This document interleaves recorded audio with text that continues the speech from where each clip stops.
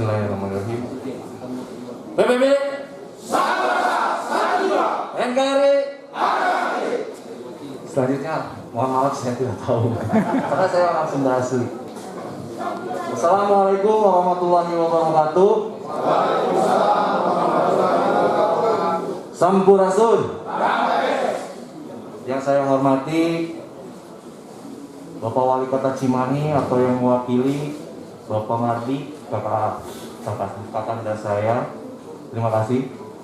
Yang saya hormati anggota DPRD Provinsi Jawa Barat, Bang Rafael.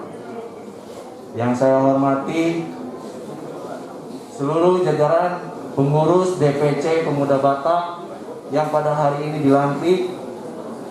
Yang saya hormati DPD Pemuda Batak Provinsi Jawa Barat. Dan yang saya hormati rekan-rekan seluruh ormas dan OKP yang hadir pada hari ini yang tidak bisa saya sebutkan satu persatu. Pertama-tama saya mengucapkan selamat dan sukses untuk pemuda Batak DPC Kota Cimahi. Selamat bertugas, selamat bergabung dengan organisasi masyarakat yang ada di Kota Cimahi. Semoga kita bisa bekerja sama bersatu membangun Kota Cimahi ini lebih baik, lebih maju, untuk kita tinggal di sini untuk nyaman. Jadi punten saya tidak bisa panjang lebar karena sudah ada pemberitahuan untuk sambutan, jadi mohon maaf. Siap.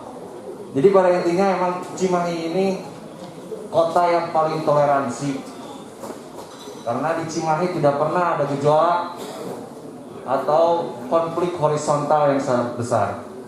Jadi pemuda Batak di Kota Cimahi ini jangan canggung, jangan sungkan untuk bergaul atau bersilaturahmi dengan kita pemuda atau organisasi masyarakat lainnya. Jadi terakhir saya ucapkan selamat bertugas. Semoga pemuda Batak di Kota Cimahi bisa lebih besar, bisa maju dan berkontribusi untuk Kota Cimahi. Terima kasih. Wassalamualaikum warahmatullahi wabarakatuh. PBB NKRI Sampurasun. Terima kasih kepada Komite Nasional Pemuda Indonesia Bapak Yusuf.